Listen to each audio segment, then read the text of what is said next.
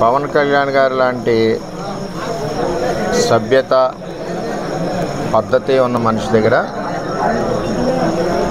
Election చేసినందుకు గర్వంగా ఉన్నాం.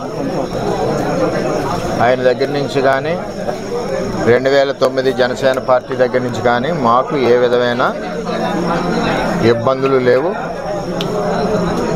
మేము ఎప్పుడు కూడా కలిసికట్టుగా ఒకే కుటుంబంలాగా మొన్న ఎలక్షన్ చేసాం, అటు పని చేసుకున్నాం.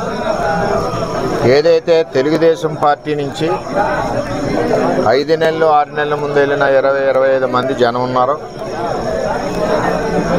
వారిని స్థానిక ఎంపీ వైసీపీ పార్టీ అని చెప్పి పార్టీలో జాయిన్ చేసుకుని ఉండడం జరిగింది. వాళ్ళే ఈ దాడి చేశారు మణిపూర్లో. చేత చాలా అవుతుంటాయి, మేము ఫేస్ చేయగలం. మాకు చేతగా కాదు, చేతగాని దద్దంలో కాదు. మేము ఈ దాడి ప్రత్యక్షంగా పోలీసులు ఉన్న చోట జరిగింది, పోలీసులు ఉన్నప్పుడు జరిగింది. మేము ఒక ఆయన్ని సర్పంచ్ గారిని కలవడానికి వెళ్ళాం.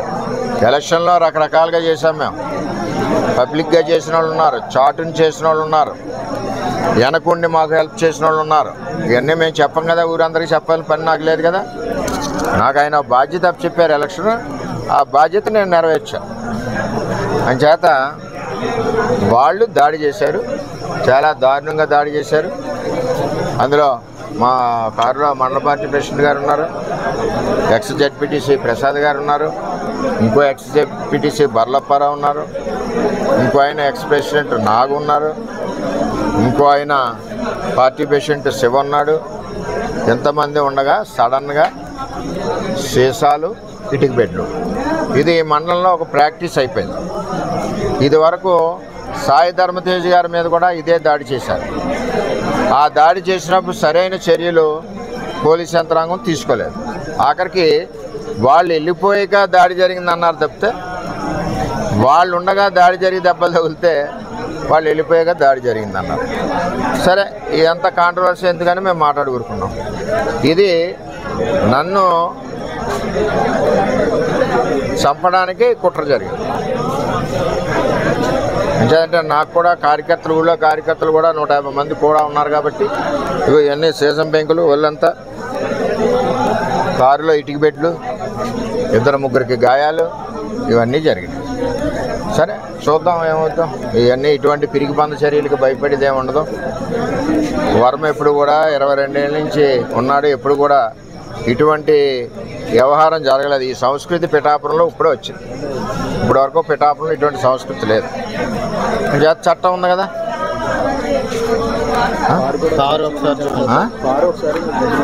కారు కూడా ఒకసారి చూడండి. ఆ కారును కూడా నేను రిపేర్ చేయించిన, ఆ కారుని సెంటర్లోనే ఉంచేస్తా. పోలీసు సరైన నిర్ణయం తీసుకునే వరకు ఆ కారు ఈవేళ ఇక్కడ గెస్ట్ హౌస్ దగ్గర ఉంది, రేపు రోడ్డు మీద సెంటర్లో పెట్టేస్తా లాక్ చేసి. కొత్తగా తెలుగుదేశం పార్టీ నుంచి కొత్తగా వెళ్ళిన జనసేన నాయకులు వన్నిపూడికి సంబంధించి ఇంకా ఉన్నారు.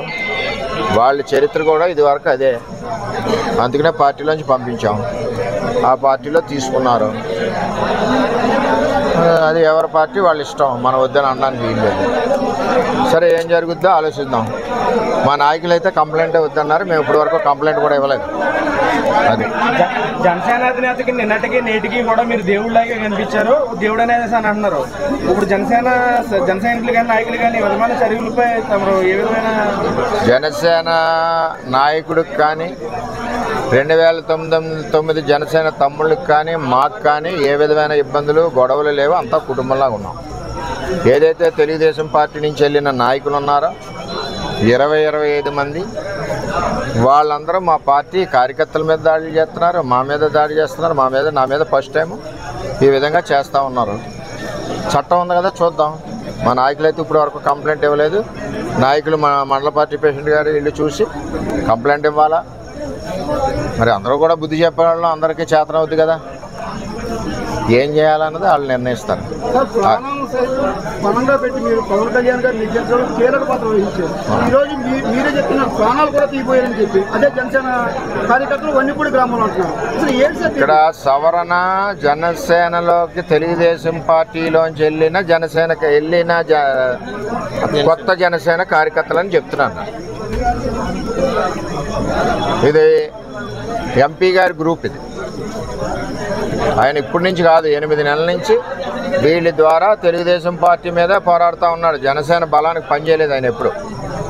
అయినా మేము అతనికి కూడా సిన్సియర్గా ఓటు అడిగాం. అది తెలుగుదేశం పార్టీ సంస్కృతి. అది మీకు మినిస్ట్రీ రాకుండానే ఎలాంటి కొన్ని ఆరోపణలు చేస్తున్నారు. ఏమండి, ఎవరు ఎన్ని కుక్కలు మురిగినా నాకేమీ ఇబ్బంది లేదు. నేను ఎవరికి భయపడే మనిషిని కాదు. 22 ఏళ్ళ నుంచి ప్రజల్లో ఉన్న మనిషిని. నేను ఎవరికి భయపడను. నా మీద ఎంతమంది దాడులు చేసినా చేయనండి, చట్టాలు ఉన్నాయి. ఇది పవన్ కళ్యాణ్ గారికి కానీ నాకు కానీ పవన్ కళ్యాణ్ గారికి కానీ ఆ 2009 బ్యాచ్కి కానీ ఎవరికి ఇది సంబంధం లేదు. నేను ఎవరికి ఫిర్యాదు చేయను కూడా. అది ఏ విధంగా జరగాలో ఆ విధంగా జరుగుతుంది. ఓకే.